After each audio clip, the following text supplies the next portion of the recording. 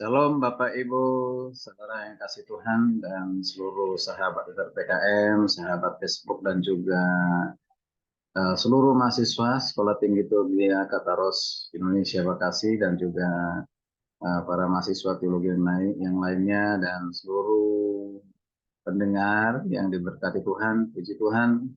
Kembali dengan saya Pendeta Adolfus Butar, topik pengajaran berhubungan dengan doktrin Kristus. Ya, doktrin Kristus yaitu kenosis, ya, yang diambil dari Filipi 2 ayat 6 sampai 8. Filipi 2 ayat 6 sampai 8. Nah, mengapa penting ini saya sampaikan? Karena pertama, ya, Kristus itu atau Yesus Kristus itu adalah hakikat iman Kristen atau sentral dari iman Kristen, ya. Nah, jadi yang membedakan kekristenan dengan agama atau keyakinan yang lain adalah ketika kita percaya kepada Yesus Kristus sebagai Tuhan dan Juru Selamat. Ya, kalau sudah tidak percaya lagi kepada Yesus sebagai Tuhan dan Juru Selamat, maka itu artinya kita tidak beda dengan agama yang lain. Ya, ya, jadi kita harus terus-menerus belajar, ya, belajar memahami, mengenal pribadi yang kedua dari Allah Tritunggal, yaitu Yesus Kristus atau disebut dengan Anak Allah. Ya, dalam hal ini salah satu di mana kita bisa lebih mengenal, lebih memahami Yesus Kristus itu tentu melalui konsep kenosis yang diambil dari Filipi 2 ayat 6 sampai 8. Karena ada juga ajaran yang viral saat ini mengatakan bahwa dalam dari Filipi 2 ayat 6 sampai 8 ini bukan suatu ajaran doktrin gitu. Ya, ini himne, ya, gitu kira begitu, himne. Ya, apakah benar demikian? Ya, tentu ya orang bebas saja untuk menafsir, tetapi saya mau menyampaikan ini adalah justru hakikat iman Kristen, ya.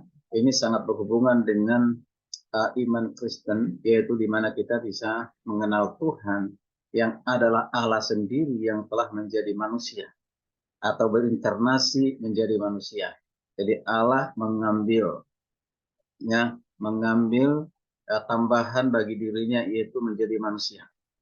Nah, bagaimana mungkin seperti itu? Ya, ya dia Tuhan, mungkin saja. Dan itu sudah dikerjakan dan itu sudah dilakukan. Jadi tidak perlu diragukan lagi, ya. Oke. Nah, sekarang ini banyak orang menolak Yesus sebagai Tuhan karena melihat dari apa? Dari sisi manusianya, mengukur dari kemanusiaan untuk menurut standar manusia. Ya, itu kalau kita melihat Yesus itu dari sisi standar dari bawah atau dari bumi ini, maka kita akan menyamakan dia seperti manusia lain. Ya, manusia lain. Itulah sebabnya dikatakan ada ajaran Yesus itu dihinggapi oleh Logos, dihinggapi oleh Logosnya Yahweh. Ya, jadi Yesus Kristus itu manusia biasa, manusia sempurna yang dapat diteladani. Tapi sesungguhnya dia bukan pribadi Allah. Dia manusia seperti kita. Dia bisa mendapatkan kemuliaan, kuasa karena hasil perjuangannya Yesus, yaitu taat sampai mati di kayu salib dan dia bangkit dari kematian itu mengalahkan maut. Disitulah katanya Allah memberikan kemuliaan kepadanya. Nah, berarti sebelum sebelum Yesus mati dan bangkit, dia bukan Allah, atau pada saat dia masih dalam kandungan, pada saat dia lahir dan dibesarkan, nah berarti dia hanya manusia biasa. Nah, tentu ini adalah ajaran sesat. Ya, ini apa saja yang mengatakan bahwa mengapa Yesus diangkat sebagai Tuhan karena Yesus berhasil menjaga, melihara, melakukan hukum Taurat. Tentu ini adalah salah. Bahkan juga ada ajaran yang mengatakan bahwa bapak-bapak gereja lah yang menjadikan Yesus itu Tuhan. Ya, artinya diproklamasikan atau diwisuda Yesus sebagai Tuhan itu yaitu pada saat Yesus yaitu pada saat konsili Nicea, ya, konsili Nicea oleh bapak-bapak gereja. Apakah benar demikian? Nah, tentu ya, ini adalah ajaran yang sesat, ajaran yang keliru, ya. Nah, jadi kita harus melihat bersama-sama. Oke, baik Bapak Ibu, kita lanjutkan. Nah, kita lanjutkan. Oke, kita baca dulu Filipi 2 ayat 6 sampai 8 yang berkata demikian, yang walaupun dalam rupa Allah tidak menganggap kesetaraan dengan Allah itu sebagai milik yang harus dipertahankan. Ayat 7, melainkan telah mengosongkan dirinya sendiri dan mengambil rupa seorang hamba dan menjadi sama dengan manusia. Ayat 8, dan dalam keadaan sebagai manusia, ia telah merendahkan dirinya dan taat sampai mati, bahkan sampai mati di kayu salib. Nah, kita kan memperhatikan ayat ini, Filipi 2 sampai 8 ini, secara mendalam, kita pahami, dan saya mengatakan ini bukan hanya sekedar ilmiah, tetapi ini adalah doktrin. Ya, ini adalah suatu ajaran tentang Kristus. Sekalipun didahului dengan tentang kerenan hati, yang mengajarkan kerenan hati kepada jemaat di Filipi oleh Paulus. Maka Yesus itu adalah salah satu contoh, yaitu contoh seorang pribadi, ya, hamba, itu seorang yang pribadi yang rendah hati.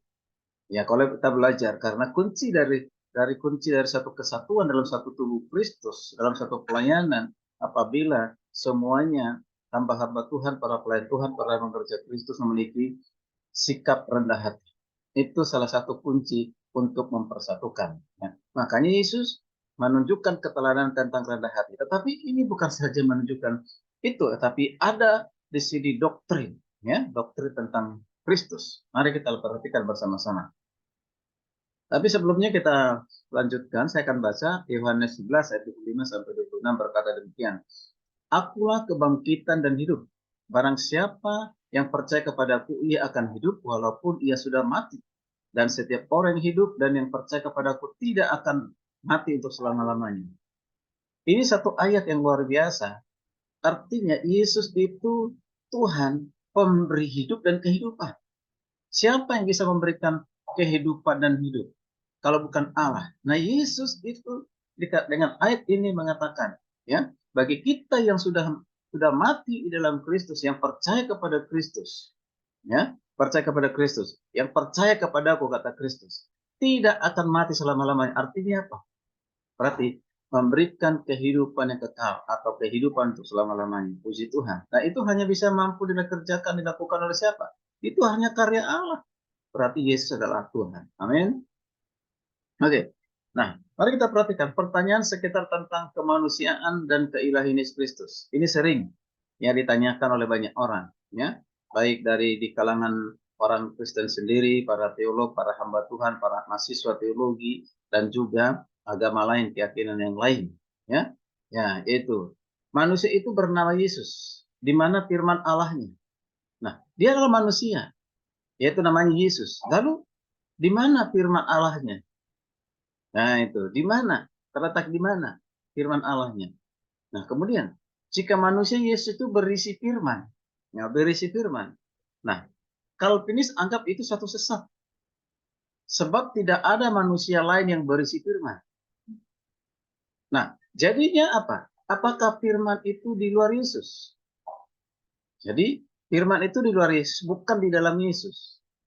Nah, ini yang harus kita pahami. Ini harus kita pahami dengan baik. Kemudian pertanyaan yang ketiga adalah, firman itu ada di salib. Kok dia disalib? Kok firman bisa disalib? Allah bisa disalib. Jadi saat Yesus disalib, sang firman tersalib juga atau tidak? Apakah juga firman itu tersalib? Apakah firman itu ikut menderita? Makanya orang mengatakan, ini kan manusia disalibkan. Bagaimana dia bisa Allah? Kalau dia Allah, ya turun aja dari kayu salib itu. Nah, mengapa juga Yesus berteriak-teriak, Allahku, Allahku, mengapa engkau meninggalkan aku? Dia panggil Allah. Nah, dia sendiri Allah. Masa Allah panggil Allah? Lagi dikatakan, Yesus berdoa kepada Allah. Nah, ini kan udah jelas ini bukan Allah. Nah, ini. Karena apa? Karena dia memahami kealahan Yesus itu. Allah Yesus itu dari sisi kemanusiaannya saja, tapi tidak mampu melihat dari, yaitu natur ilahinya. Jadi kalau kita memahami Yesus itu ya natur ilahi dan natur insani, ya kemanusiaan dan kealahannya. Ya, kalau dari sisi manusia dia sehakikat dengan manusia, tapi dari sisi kealahan dia sehakikat dengan Allah. Ya, dua natur itu ada pada Yesus. Nah, apakah Yesus itu yang adalah Tuhan ikut mati pada saat dia disalibkan? Nah, ini yang harus kita pelajari, Bapak Ibu kasih Tuhan, ya. Oke, jadi yang keempat, saat Yesus mati, apakah kealahannya juga turut mati? Nah, itu dia. Ya, nah, tunggu, sabar, nanti akan dijelaskan hal itu. Ya, apakah firman tak turut ada di luar tubuh, sehingga tubuh Yesus itu bukanlah Allah dan boleh disembah? Nah, apakah tubuhnya Yesus itu juga adalah Allah dan tubuh itu harus disembah? Atau justru di luar Yesus, Allah itu, nah disembah. Nah, jadi itu jadi ini penting sekali untuk kita bisa memahami, ya. Nah, dia kan manusia, tubuh manusia. Allahnya di mana? Firmannya di mana? Apakah di luar dirinya? Atau tubuh sebagai tubuh manusia? Apakah dia Allah juga? Maka tubuh manusia kita sembah. Wow. Nah, ini tidak mudah kita mengerti, hanya minta kasih karunia Tuhan, belajar terus membaca Alkitab. Nah, inilah yang akan kita paham melalui konsep kenosis. Baik, Bapak Ibu, saudara yang kasih Tuhan, memahami makna teosis sesuai dengan Filipi 2 ayat 6 sampai yang ke-8, ya, boleh sampai ke-7, ya. Ya, ada pandangan atau ajaran yang mengatakan, ya, yang udah viral lah 2-3 tahun yang lalu, ya, sampai hari ini, ya, masih diyakini hal itu dan banyak pengikutnya dan percayakan hal itu. Yaitu mengatakan apa? Ya, Yesus itu mati 2 kali. Jadi ajaran ini mengatakan bahwa Yesus mati 2 kali. Wow, kok bisa? Dari mana? Ya, kapan terjadi mati yang pertama dan kedua? Nah, ini kita lihat bersama-sama, Bapak Ibu. Ya. Jadi katakan pertama kali Yesus mati itu pada saat peristiwa kenosis, sesuai dengan Filipi 2 sampai 7. Itu kematian yang pertama. Di mana Yesus dibunuh oleh Sang Bapa. Wow, semacamnya dibunuh oleh Sang Bapa. Itulah ungkapan yang ada di buku, ya, salah satu buku Tritunggal yang ditulis oleh seorang dokter mantan ketua STT dan sekarang menjadi ketua STT. Ya, nah itu sehingga Yesus, jadi Yesus itu dikosongkan, ya, semuanya diambil dari Yesus karena apa yang dimiliki oleh Yesus yaitu kemuliaan, kuasa adalah pemberian Bapa. Nah, pada saat Yesus mati, ya, ya sebelum Yesus mati itu supaya Yesus mati diambil semuanya oleh Bapa, dikembalikan kepada Bapa karena Bapa yang memberi. Disitulah pertama yang dikatakan apa itu kematian yang Yesus yang pertama. Jadi itu. Lalu kematian yang kedua mana? Ya, jadi tadi kematian pertama yaitu peristiwa kenosis. Pada saat dia merendahkan diri, ya, sebagai hamba dan manusia. Lalu yang kedua apa? Yaitu pada saat mati disalibkan.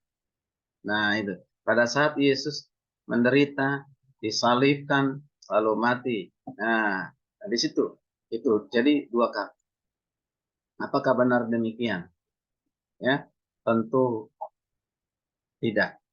Ya, saya tidak sepaham dengan hal itu, bahkan menolak dengan keras ajaran yang mengatakan Yesus itu mati 2 kali. Yesus itu hanya mati 1 kali, yaitu disalib ketika dia disalibkan oleh tentara Romawi.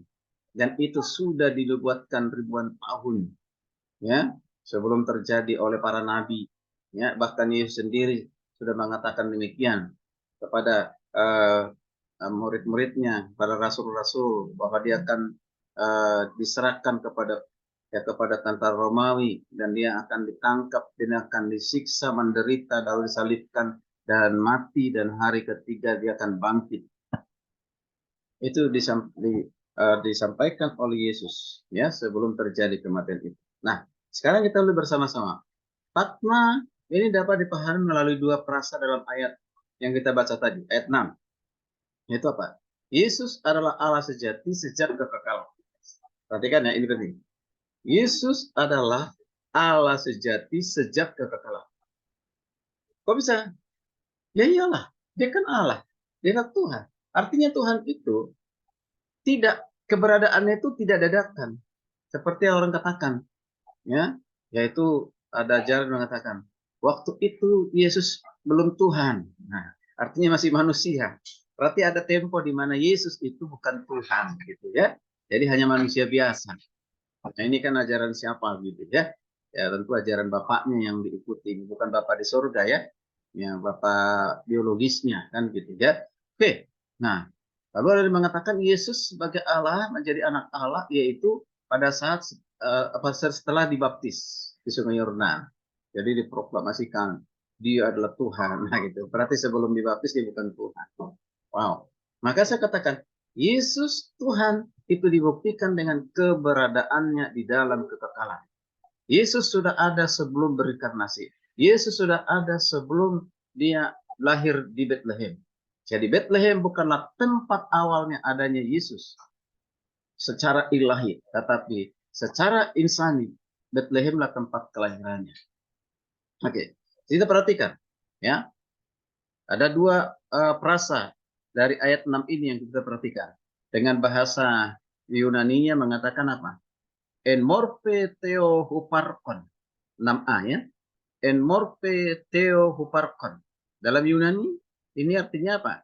Ya, Yesus adalah firman. Yesus adalah dalam forma Allah. Ya, Yesus adalah dalam forma Allah. Ya, artinya apa? Ya, kalau kita perhatikan dalam bahasa Inggris dikatakan being in very nature of God. Nah, kalau lembaga Alkitab Indonesia dikatakan apa? Ya, yaitu apa? Yang dalam rupa Allah, yang dalam rupa Allah. Oke, nah kita perhatikan Bapak Ibu, ya. Nah, jadi dari kata enmorphe theo huparkon, jadi kita perhatikan di sini. Hanya lembaga Alkitab Indonesia yang sangat menentukan ya, yang menentukan arti dan makna teologis dari kata kenosis ini yaitu apa? Kata kerja. Kata kerja adalah atau huparkon. Ya, huparkon. Nah, sedangkan terjemahan Yunani dan bahasa Inggris mencantumkan kata hupar adalah atau huparkon.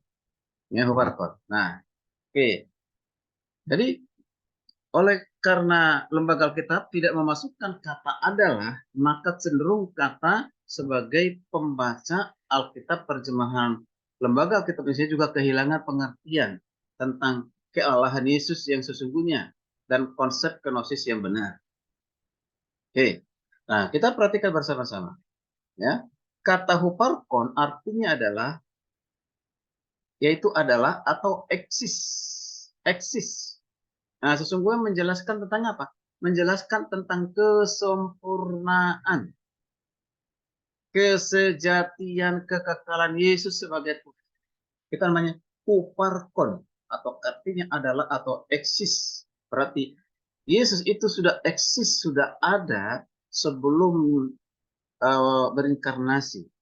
Sebelum ada di dunia ini, sudah berada di dalam kekekalan. Jadi maksudnya kata adalah, untuk apa? Menjelaskan bahwa Yesus adalah Allah, bukan karena hadiah, apalagi pemberian malaikat, atau pemberian Bapa, pemberian Roh Kudus. Seperti ajaran sekarang ini. Jadi Yesus itu bergantung kepada Bapa, semua pemberian Bapa kepadanya. Sebenarnya tidak ada pada dirinya kalau bukan diberikan oleh Bapa. Itu kapan diberikan? Apakah sejak lahir, atau sejak dibaptis, atau setelah bangkit dari kematian? Ajaran yang begitu. Nah, tidak, sebelum dia lahir, sebelum dia dibaptis, atau sebelum dunia ada,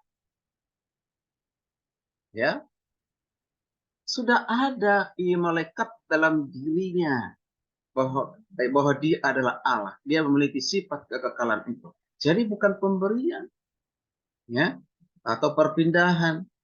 Ya, satu proses perpindahan dari Bapa kepada Yesus gitu ya. Tetapi memang sudah merupakan eksistensi keberadaan Yesus adalah Allah sejati yang setara dengan Bapa. Perhatikan, Yesus setara dengan Bapa dan Roh Kudus juga sejak dalam kekekalan. Jadi Bapa, Anak atau Yesus Kristus, Roh Kudus itu sudah ada dalam kekekalan dan setara. Makanya lagu ada yang saya ciptakan itu ya, yaitu Yesus Tuhan pencipta langit, bumi dan segala isinya. Dia telah ada sebelum dunia dijadikan. Ya, diam di antara kita yang percaya kepadanya.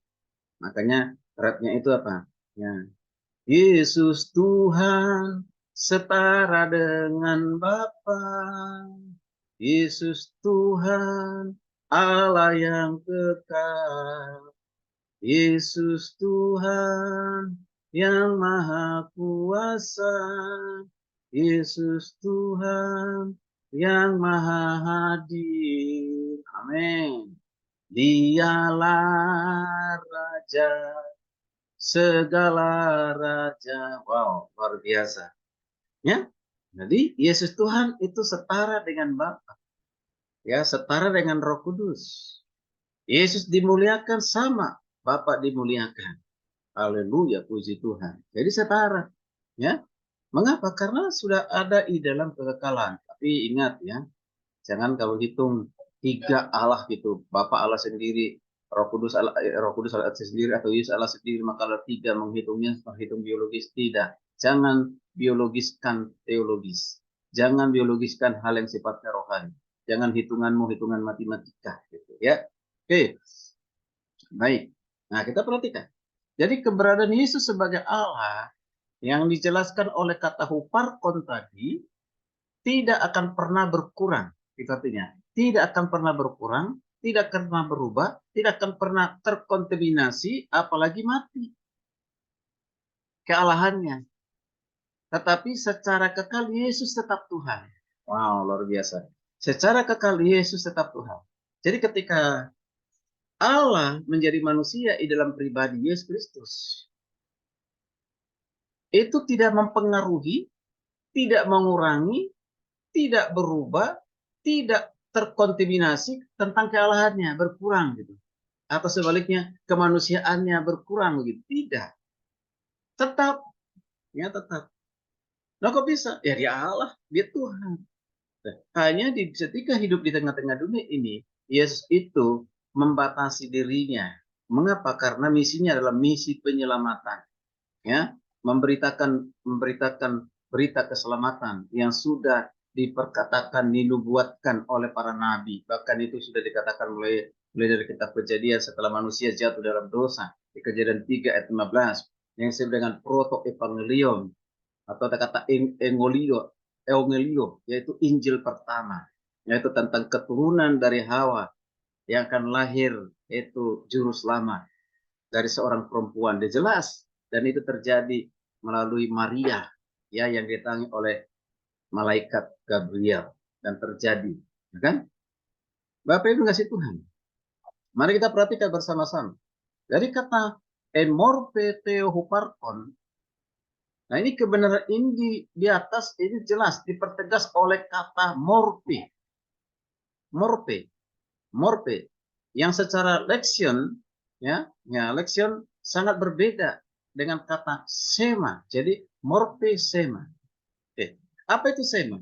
Sema itu artinya bentuk luarnya, bentuk fisiknya, dan itu terbatas dan dapat mati. Sehingga sebagai manusia Yesus dapat mati. Jadi luarnya itu fisiknya Yesus, tubuhnya Yesus itu adalah tubuh manusia seperti tubuh kita. Hanya bedanya Yesus itu sebagai manusia tidak berdosa. Nah, kalau dia berdosa, tidak layak menjadi juru selamat bagi manusia berdosa. Yesus tidak berdosa. Ya, itu sema. Nah, ini bentuk fisik ini sema. Ya, sema. Nah, jadi itulah yang diambil oleh Allah, yaitu sema, yaitu tubuhnya manusia atau disebut dengan daging. Oke. Nah, beda dengan apa? Sedangkan morphe adalah formnya ilahi yaitu supernatural yang menjelaskan esensi kealahan Yesus yang sudah ada dengan sendirinya. Jadi kealahan itu sudah ada dengan sendirinya. Jadi kealahan itu bukan ada tiba-tiba gitu ya, atau diberikan. Tadinya Yesus kosong, ya kan, tidak punya apa-apa, lalu diberikan, ya kan? Nah itu. Nah ini, jadi apalagi Yesus itu jangan sampai dibilangkan dicipta, atau Yesus ciptaan, dicipta pertama kali seperti yang dikatakan oleh saksi Yehova dan juga Unitarian ya, dan yang lain sebagainya.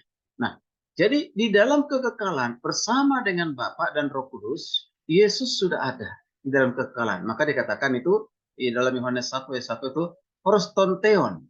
Prostonteon artinya sudah bersama dengan Allah di dalam kekekalan. Ya, sudah ada. Yaitu kalau baca nanti Yohanes 1 ayat 1 sampai 2 sangat jelas katakan di sana. Yesus sebelum menjadi manusia, Allah sebelum manusia dalam pribadi Yesus, dia sudah ada bersama dengan Bapa dalam kekekalan. Oke. Nah, lalu kata morfe ini sesungguhnya mengajarkan tentang apa? Mengajarkan bahwa Yesus sebagai Tuhan dan juga Allah bukan bersifat atau formnya sementara saja. Seperti kan di sini. Jadi kata morfe di sini bukan mengajarkan bahwa Yesus sebagai Tuhan itu hanya untuk sementara atau sesaat. Tidak.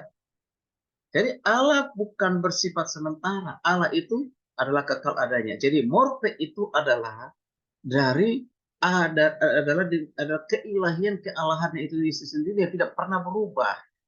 Ya, berarti itu adanya kekal. Ya. Nah, juga mengajarkan bahwa kealahan Yesus itu tidak berubah. Itulah morfe. Ya. Jadi kealahan Yesus tidak pernah berubah, atau bukan karena diangkat, atau bukan karena ditetapkan oleh Bapa sebagai Tuhan, lagi ditetapkan oleh bapak-bapak gereja gitu ya. Nah, ditetapkan oleh manusia. Ajaran yang viral sekarang ini mengatakan bahwa Yesus itu dipaksa Tuhan oleh, yaitu punya paham Trinitarian. Nah, itu yang percaya dengan Allah Tritunggal. Jadi kaum Trinitarian atau orang-orang ini yaitu yang percaya kepada Allah Tritunggal lah yang membuat Yesus Tuhan. Oh, luar biasa. Siapa kita manusia ini bisa menjadikan Yesus Tuhan? Tentu tidak demikian, ya. Wow, itu sangat keliru dan bahkan dikatakan itu sangat sesat. Bukan Bapak Gereja, bukan Rasul, bukan teolog, dan tidak siapa-siapa pun di dunia ini yang menjadikan Yesus Tuhan atau mewisuda Yesus Tuhan. Tetapi itu Yesus Tuhan ada dengan sendirinya, sudah ada di dalam kekekalan. Dia tidak disebabkan dipengaruhi oleh apapun di luar diri sendiri, tetapi justru dialah penyebab segala sesuatu. Dialah memulai segala sesuatu, bahkan segala sesuatu bergantung kepada dia, bergantung kepada Yesus, bergantung kepada Tuhan Yesus. Nah, jadi ini yang sampaikan ini, Yesus diangkat oleh Bapa, ditetapkan oleh Bapa sebagai Tuhan ini, yaitu setelah dibaptis. Ini pandangan siapa? Ebionisme, ya. Ebionisme ini sekarang dimunculkan lagi, ya. Dimunculkan lagi. Oke, tentu ini salah, keliru ya. Oke. Nah, kebenaran ini diperkuat oleh makna perasa, yaitu apa? Yaitu lebih menegakkan lagi bahwa Yesus adalah Allah yang setara dengan Bapa. Yesus adalah setara dengan Bapa. Itulah artinya dari kata morfe itu. Itu, terima kasih Tuhan. Sekarang kita lanjutkan untuk yang berikutnya ya, yaitu pengertian dari enai isai theo, yaitu di ayat 6b. Oke Bapak Ibu, jadi kita akan berlanjut. Nah, jadi pertama, kesimpulan yang pertama ini, ya kita masih lihat tadi ada skema dan morfe. Skema itu adalah tubuh Yesus yang bisa lapar, bisa haus, bisa lelah, dan bisa mati. Ya kan? Ya, bisa terharu gitu ya. Ya, lalu itu yang bisa dilihat. Ya, tubuh itulah yang diambil oleh Yesus yang menjadi manusia. Tetapi ada morfe dalam dirinya, menyatu dengan dirinya di dalam kemanusiaannya. Jadi bukan di luar dirinya. Bukan juga dihinggapi oleh hikmat, dihinggapi oleh logos. Tidak, dia sendiri adalah logos itu.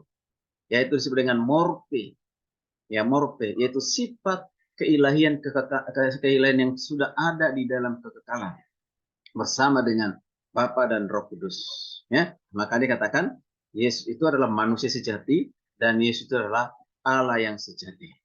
Dia sepenuhnya Allah dan sepenuhnya manusia. Sampai ketemu di sesi berikutnya. Ikuti terus supaya saudara diberkati. Kita akan lanjutkan pada ayat yang ke-6b sampai selesai nanti kepada ayat yang ke-8. Ikuti terus, maka saudara pasti diberkati oleh Tuhan.